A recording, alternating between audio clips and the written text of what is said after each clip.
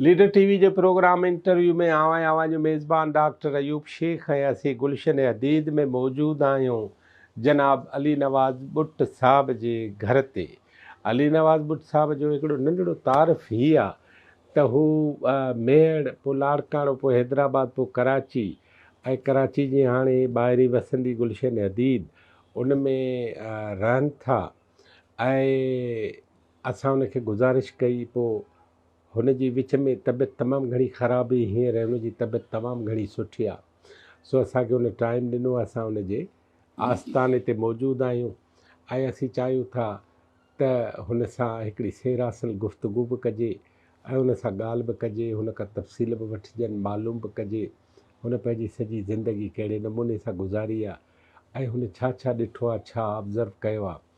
ऐं मां तव्हांखे ॿुधाईंदो हलां त ताज़ो हुन बयानु हिकिड़ो ॾिनो आहे त जीअं सिंध जा कई ग्रुप जेके आहिनि उहे वधंदा अॻिते ऐं ठहंदा रहिया आहिनि ऐं इन ते बि सोचणु खपे त इहा सॼी ग्रुप बंदी जेका आहे उहा ख़तमु करे सभु सिंधी माण्हू मिली मुठ थियनि। सो असां हुन अली नवाज़ बुट साहब सां, जेको तव्हांखे मालूम हूंदो त कराची में सिंधी पोरित संगत जे हवाले सां मानूस ऐं मारूफ़ रहियो आहे ऐं सिंधी पोरित संगत जो मरकज़ी सदर रहियो 1976 में। अचो त हुन सां ॻाल्हायूं। साईं सलाम अलैकुम। वॾी महिरबानी असांखे टाइम ॾियण जी, सची ॻाल्हि इहा आहे। मूं 2-3 दफ़ा अव्हांखे फ़ोनियूं बि कयूं, ख़ैर पोइ मिली वियो, हाणे पकिड़िजी पियो। महिरबानी तव्हांजी, हेॾी तकलीफ़ करे आया। सो मूंखे हिकिड़ी ॻाल्हि ॿुधायो त पंहिंजे अबनि ॾाॾनि खां वठी हिकिड़ो नंढिड़ो मुख़्तसर तारीफ़ जेकॾहिं पेश कयो त तव्हां केरु आहियो, किथां जा आहियो, अव्हांजी प्राइमरी, हाई स्कूल, मिडिल जेको पढ़िया, केतिरो पढ़िया आहियो, केतिरो कढ़िया आहियो। कढ़ण ते त पोइ था अचूं, पर अॻिते पहिरियां वॾनि खां हवालु कयो। साईं, मुंहिंजो जेको परॾाॾो हो उनजो नालो मोहम्मद परियल। उहो पाण में 3-4 सौट हुया त उन्हनि खे उन ज़माने में 150 जरेब ज़मीन हुई ब्रिटिश दौर में, ऐं हू मोतबर माण्हू हो, बार महिनत कश हो। उन ज़माने में पाणी कोन हो, बैराज कोन हा, के ज़मीनूं आबाद थींदियूं के कोन थींदियूं। पोइ हिजरत तहरीक जेका हली त ही अंग्रेज़नि जो तरफ़ न हा, सम्झो। असांजो सॼो तक़रीबन ॻोठ बुट, इसराण ऐं पीर साहिबान, इहे सभु जा सभु मज़हबी जमायतुनि सां। त ॾाढो असां वारो बि हिजरत तहरीक में हो। पोइ जॾहिं हिजरत तहरीक शुरू थी त लॾपलाइण शुरू थी, के अॻु में लॾिया, के पोइ लॾिया, के लॾण जी तयारियूं कयूं। ॾाढे साईं पोइ हिकिड़ो 2 नंबर के जेके के सफ़ा के वियल हा उहे बचा, बाक़ी ॿिया सभु विकिणई त लॾे था वञूं। हिजरत तहरीक नाकाम थी वई, ॾाढो साईं लॾण खां रहिजी। कहिड़ो साल? मतिलबु 1920 में थी। मौलाना उबैदुल्ला सिंधी वारा? हा हा। त रहिजी विया। पोइ हे वियो भाई बंदनि वटि त बाबा पाण पाड़ेसिरी आहियूं, दोस्त आहियूं, मां लॾुसि कोन, हाणे असांजी ज़मीन मोटाए ॾियो, पंहिंजा पैसा वठो। हुननि चयो मैं तो विकिणी ॾिनी, हाणे न मोटाईंदा। ख़ैर पोइ जेके हिनखे 1-2 नंबर बचा उन्हनि ते हुनजो गुज़ारो। वॾो इलाइक़े जो मोतबर माण्हू हो। जतोई साहबान जेके आहिनि से उहे ब्रिटिश हुकूमत सां उन्हनि खे, जतोई थिया माना अब्दुल हमीद ख़ान, अब्दुल मजीद वारा, इन्हनि जा वॾा करीम बख्श खान, नबी बख्श खान, त उन्हनि खे जेको आहे सो उहे अंग्रेज़नि सां गॾु हुआ। हा, उन्हनि ख़ान साहब जा लक़ब हुया। अच्छा अच्छा अच्छा। ऐं 6 महीना सज़ा ॾियण मजिस्ट्रेटी पावर आहे, अख्तियार हो। हा, ऐं हे मुखालिफ़ हुया। पोइ हिननि जो टकराउ थींदो रहंदो। उन में ॿुटनि जे पारां घणे भाङे ॾाढो परियल जेको आहे न उहो जतोइन सां टकर में हो, माना वेड़ वारो जेको आहे मामिलो, जंहिंजे नतीजे में उन्हनि जतोइन ते केस बि कयो ऐं शिकारपुर में उहो केस हलियो, उन में बि हिन कुझु ज़मीन खपाई। अच्छा, हा ख़र्चु आयो जेको। ज़ाहिर आहे हाणे हितां शिकारपुर वञेसीं परियल खान ऐं शिकारपुर छो केस थियो?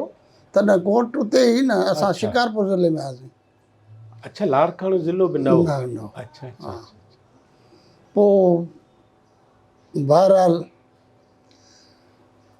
ॾाढो साईं वफ़ात करे वियो, पर ॾाढो त वरी ॾाढो मुंहिंजो अली नवाज़ हुन जो नालो हो, मुंहिंजे पुट ॿ शाहनवाज़ ऐं अली नवाज़। त शाहनवाज़ वॾो ॾंदनि जो शौक़ीन हो, हिन जो कंहिं ज़मीन वमीन में इंट्रस्ट कोन हो।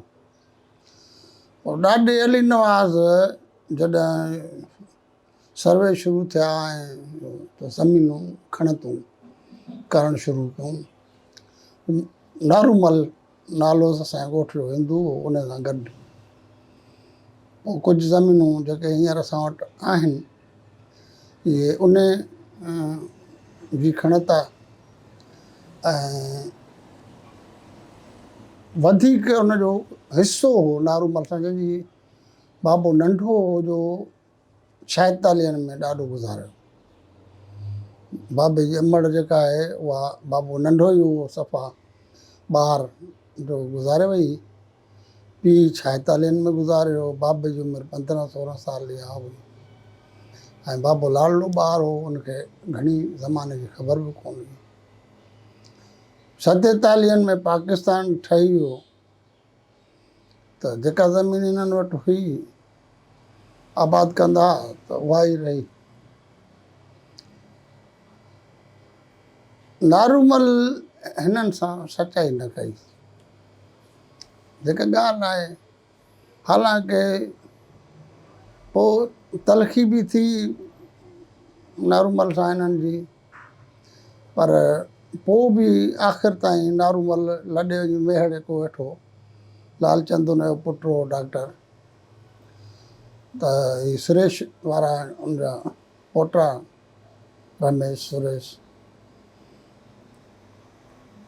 त रहंदो उते हो सराय गुलाम रसूल खान जी औताक में, पर मानी असां ई खाईंदो, चांहि पंहिंजी पीअंदो।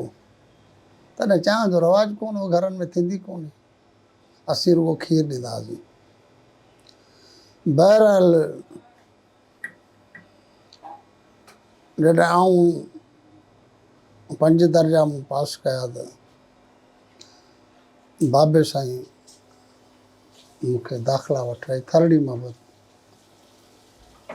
में मिडिल स्कूल हो। कॾहिं जावा तव्हां? मां 1951 में 51 में। हा। पोइ इहो फाइनल वारो सिस्टम अञा हो? न, फाइनल ख़तमु थी वियो? थी वई। ठीकु थियो। बाबो साईं फाइनल पास हो हा। ऐं जेके पहिरियां नंबर हुआ उन्हनि में हो, पर जेका सियासी थिए थी उहा उनमें उनखे सर्विस न मिली।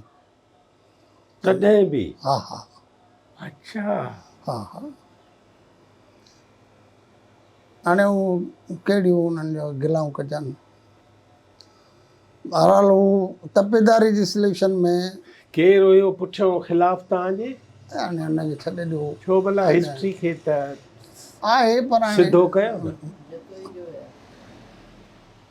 माइट आहे असांजा। तव्हांजा माइट? हा, सम्झो। बहरहाल तपेदारी में त हिनखे घुरायूं, इंटरव्यू थी वियो सभु कुझु, पोइ वरी हिनखे घुरायूं, हिनखे चयूं तूं पास त थियो ई, पर 50 रुपया ॾींदे तोखे ऑर्डर ॾींदा। उन दौर में? हा हा, 50 उन ज़माने में। हिन दौर जी एॾी शिकायत छो आहे हुन दौर? बाबे जो भई मूं वटि भाड़ो भुतो हुई 5-7 रुपया 8 रुपया, तॾहिं सस्ता ई। भॻो ढुको हेॾां होॾां 38 रुपया करे खणी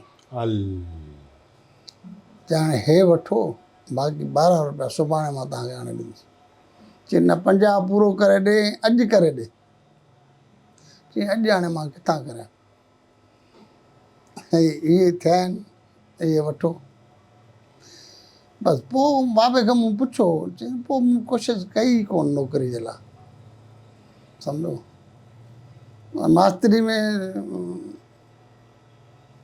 हथ सां हिनखे हो कयूं, न मिली उहा, हो वॾो धकु ॾी वियो। पोइ बसि ज़मीन ॿनी ॿारे जो कमु चाचे सां उहो कंदो।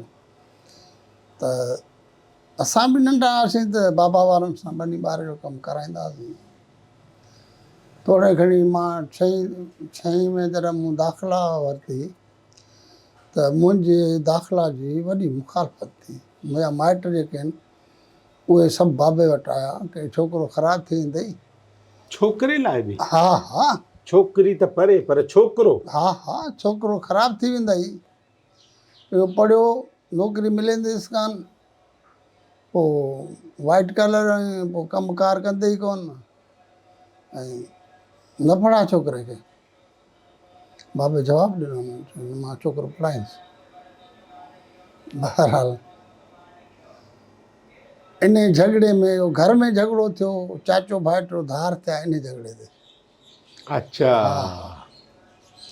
मां 6हीं जमायत में ई हुउसि त धार थिया, सम्झो। चाचो थियो अव्हांजो वालिद, या चाचो बाबे जो चाचो, वालिद साहब जो हा, चाचो? त अच्छा, पीउ त मरी वियोसि। उन चयो। सही, सभु माइट बिगड़ी विया त उहो उन्हनि जे चवण में हो न। पोइ घर में जहिड़ो थियो, पोइ धार थिया। पोइ धार थिया, पोइ धार ज़िंदगी गुज़ारीसीं। बाबा बीमार थी पियो, सख़्तु बीमार थियो, टेंशन वरितई जो इन ज़माने में मुंहिंजो मामो सॻो ऐं सहुरो बि जेको थिए गुलशन, उहो दाड़ेलनि हथां मारिजी वियो। ऐं बाबे खे उनजो वॾो माना उन घाटो संगती बि हुओ, माइट बि हो, त वॾो टेंशन थियो उनजो, तमामु ऐं टेंशन बीमार थी वियो। हा, पोइ अव्हां ॻाल्हि पई कई वालिद साहब धार थियो बिन हा, फॾे जे बसि करे, पोइ हुन मूंखे, उनजो सबबु तव्हां बणियो, तव्हांजी तालीम। हा, हा, पोइ ऐं 8हीं जमायत ताईं थरड़ी मोहब्बत में पढ़ियासीं। ॻोठ जा ॿिया छोकिरा बि हूंदा हुआ, पोइ गॾु पंथ वेंदा हुआसीं। घणो परे? 2 किलोमीटर विचां विचां वेंदा हुआसीं ॿनियुनि मां, ईंदा बि पंध हुआसीं, वेंदा बि पंध हुआसीं। पोइ वरी 8हीं जमायत थरड़ी मां कई, तॾहिं बोर्ड वठंदी 8हीं जो इम्तिहान। 9हीं 10हीं मेड़ मां कई, हाई स्कूल मां। पोइ मिस्टर अलरखियो ख़ान गोर, उन्हनि सां असांजो घरेलू रस्तो, पोइ बाबा जो उन सां मशहूरु कर, त आउं वियुसि चाचा ॾे, दादा हाणे मैट्रिक कई आहे, दाख़िला सलाह ॾियो छा वटि। चई मां तुंहिंजी प्रायोरिटी छा आहे, सर्विस या त अहिड़ी मां हुजे जो मूंखे सर्विस मिले, जो त असां थोरो लांझा थी विया आहियूं। ऐं पोइ चई तूं डिप्लोमा कर, लाड़काणे में दाख़िला वरिती। इहो पॉलिटेक्निकल इंस्टीट्यूट लाड़काणो, पॉलिटेक्निक, जिते हाणे चांडका जो हॉस्टलूं आहिनि। हा। हा, पोइ उते पॉलिटिक्स में वियासीं, स्टूडेंट्स पॉलिटिक्स में। न, पर अव्हां पॉलिटिकल इंस्टीट्यूट में दाख़िल जो थियो त उते सूरत हाल छा हुई? उते सूरत हाल इहा हुई त शागिर्दनि में अक्सरियत गैर सिंधियुनि जी, लाड़काणे जी हूंदे बि। लाड़काणे जी। उनजो रीज़न छा हो? उनजो रीज़न इहो हो कि उन्हनि मेरिट ठाही आल पाकिस्तान, डोमिसाइल आल पाकिस्तान कयो। अच्छा। ऐं पोइ पंजाब जा शागिर्द, कराची जा शागिर्द, उहे उनमें हूंदा, माना पंजाबी उर्दू उहे वधीक अची विया। हा अच्छा। त असां वियासीं त माना अक्सरियत में आहे। स्टाफ बि जेको आहे न नॉन सिंधी हो, पंजाबी अच्छा। मुहाजर, माना इहे क्लर्क ॿिया टिया टाइपिस्ट वग़ैरह वग़ैरह। प्रिंसिपल बि गैर सिंधी हो, MN सिद्दीकी मुहाजर हो। बहरहाल पोइ त दाख़िला त मुंहिंजी थी वई। पोइ इन सूरताल में शाख लॻी न, मूंखे चवनि तुंहिंजी दाख़िला थींदी कान। हाणे दाख़िला थी वई। हुन मूंखे सॼो सुजरो पुछियो उन प्रिंसिपल, केरु आहीं छा आहीं? मां चवां त उहो लिखियलु हो न अली नवाज़ बुट, त भट्ट थियो न, त आप भट्ट हैं? हा। मां चवां न, मां बुट आहियां। चई में त भट्ट लिखा हुआ है। बसि तव्हांजे ज़ात जे करे तव्हांखे दाख़िला मिली, चई सघिजे चई थो। सघिजे। हा, मां हुनखे चयो मुंहिंजा वॾा असांजा मुल्तान मां लॾिया। हा ठीकु आहे। ठीकु आहे, असां हिते बुट सॾियूं था। ख़ैर दाख़िला मिली वई मूंखे, पर उहो जेको शाक लॻो उन वेहण कोन ॾिनो। अच्छा। पोइ बड़े टिकूं सिकूं कयोसीं। ॿिए साल में जेको आहे उहो अक्सरियत सिंधियुनि जी अची वई। ऐं असां जेका स्टूडेंट्स यूनियन हूंदियूं उन में पार्टिसिपेट करण जो फ़ैसिलो कयो। पोइ जनरल सेक्रेटरी असांजो थियो, सदर ॿियो थियो सिंधी हो, पर मुक़ाबिलो असां जनरल सेक्रेटरी ते पंजाबी सां हो, सिद्दीक नालो हुओसि उन सां। पोइ वरी 72 में असां सॼो पैनल बीहारियो, ऐं प्रेसिडेंट थियुसि। ऐं जनरल सेक्रेटरी अमन नवाज़ बलोच हो, नायब सदर मक़बूल अब्बासी हो, ॿिया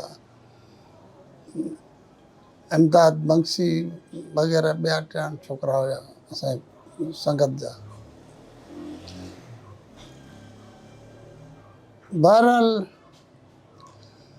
यूनियन जो प्रेसिडेंट थियुसि त पोइ बड़े पाड़े जी यूनियननि जा उहिदेदार ॿिया टिया इहे ज़ाहिर आहे उन्हनि सां रिलेशन सलाम दुआ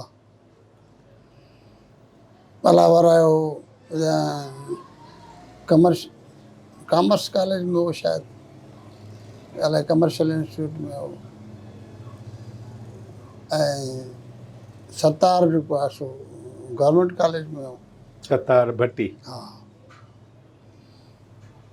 सतार सां असल में छा हो त सतार बि सांड्राणनि जो माइटो, इहे डॉक्टर मुगल वारा सांड्राणा आहिनि। सिकंदर मुगल वारा। हा मज़हर मुगल वारा। हा, हा।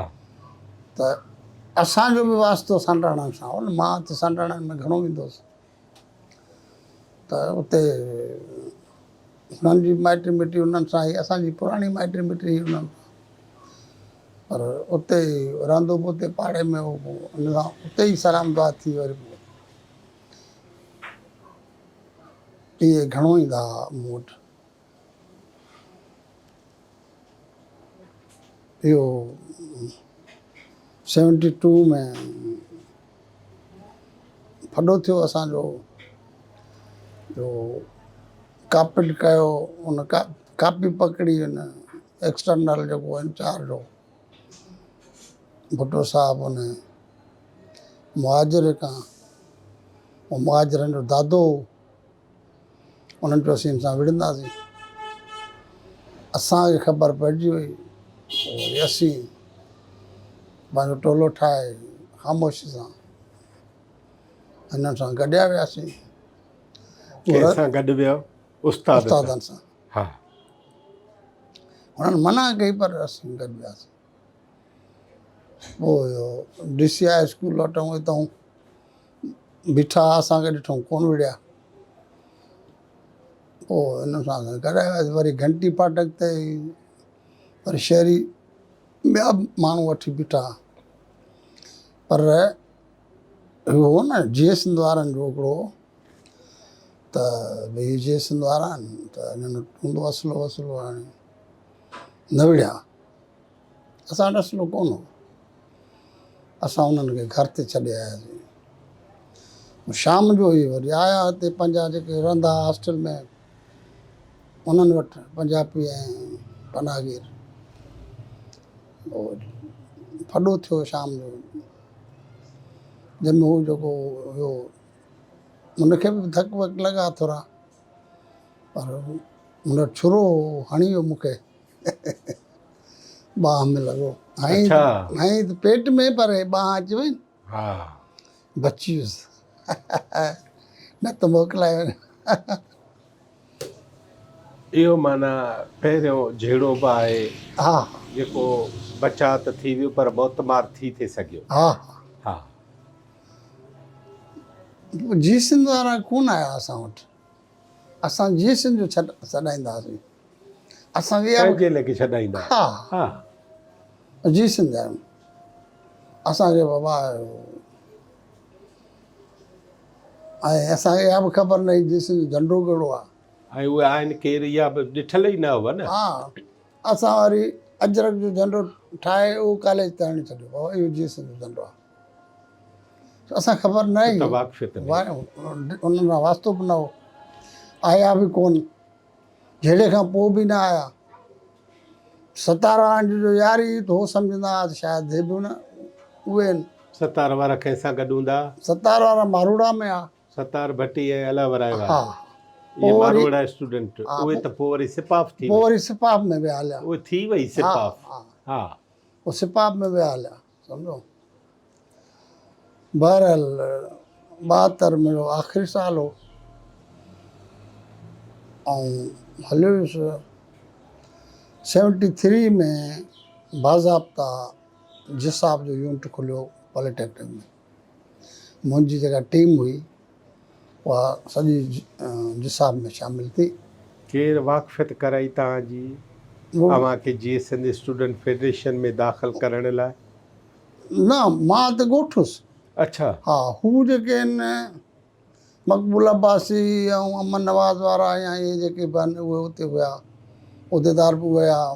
अमन नवाज़ न प्रेसिडेंट। पर हिकिड़ो फोकल पर्सन उन्हनि जे पारां केरु जंहिंखे चई सघो त हिननि जे करे तव्हां जी सिंध में आया? असां वटि त ॾिसो न ईंदो मोहम्मद ख़ान, मोहम्मद ख़ान जतोई शुगर मिल वारो। शुगर मिल में हा, जेको पोइ ऑफिसर हो। हा जॾहिं झेड़ो थियो उन खां पोइ मुस्तसिल ईंदो हो। अच्छा। हा ऐं आउं सम्झां थो त उनजी मार्फत आई इहो यूनिट खुलियो थियो 73 में। पोइ जहिड़ो कर आउं बि पको जी सिंध जो थी वियुसि फेडरेशन जो। हाणे तव्हां बाक़ाइदा थी विया? हा हा पोइ वरी आउं वेंदो हुउसि पंहिंजी संगत वटि, वांदो हूंदो हुउसि त ही 73 में ही मंज़ूर सामटे वारा इहे आहे न लाड़काणे जा उहिदेदार सपाफ जा। इन्हनि असांखे ॾिनी दावत, असांजे प्रोग्राम आहे हुनमें अचो। असां वियासीं हुनमें, असां 10-12 ॼणा हुआसीं 15। प्रोग्राम हले पियो, सभिनी तक़रीरूं कयूं। हाणे मंज़ूर सामटो आयो ज़िले सदर, पोइ शुरू थियो जीएम सद फलाण हे हो ईअं थींदो आहे। आउं हुते बीह रहियुसि, मुंहिंजो बाबा ॾिसो असांखे दावत ॾिनी अथव त तव्हां उन हिसाब सां ॻाल्हायो, इलाही मसइला आहिनि। मंसूर डिप्रेस थी वियो। पोइ ही त उन्हनि ॾींहंनि में मंज़ूर वसाण जेको आहे न इहो सपाफ में हो न, जीअं सिंध खे छॾे सपाफ में हो। इहो थी आयो हुनजी मूंखे भाकुर विधो साहिब वेही रहियासीं। मंज़ूर पोइ तक़रीर करे कोन सघियो। पोइ वरी मंज़ूर वसाण तक़रीर कई त उन असांखां एक्सक्यूज़ कयो। मंज़ूर वसाण बि आयो? हा अच्छा। हा पोइ सिपाफ में हो? हा सभु। ऐं ही तव्हांजा हमरा जेके आया इहे सभु जीसन में आहे। अच्छा असांजा हमरा जेके बि हुआसीं 10 12 15 सभु जीसन पर फेडरेशन। तव्हां सां ॻाल्हाइण आया? न साईं, प्रोग्राम सपाफ जो हा मूंखे शिरकत जी असांखे दावत हुई। दावत ॾिनऊं त तव्हां शरीक थियो। असीं शरीक थियासीं। ख़ैर पोइ मंज़ूर वसाण छा चयो? न उन त भाकुर विझी विहारियो, बाबा थदा थियो हिकु सुठे नमूने सां। पोइ वरी एक्सक्यूज़ कई, तकरीर कई, चए न थियणु खपंदो पर थी वियो। दोस्तनि खे असां घुरायो, ॿाहिरि आहियूं पाण में। बहरहाल पोइ वरी मूंखे 74 में नौकरी मिली फरीदाबाद में। मूंखे जी ज़हन में तिॾ वेठी त आउं टेक्निकल माण्हू वरी ऐं मास्तरी कयां। पोइ कराची में KEC में असल में परियाणी साहब, केरु? परियाणी साहब हा। गुलाम हुसैन परियाणी हा एडवोकेट हो ऐं उहो KEC जो बोर्ड ऑफ डायरेक्टर्स में हो। उहो मूंखे टकरियो ट्रेन में। उहे किथां जा आहिनि?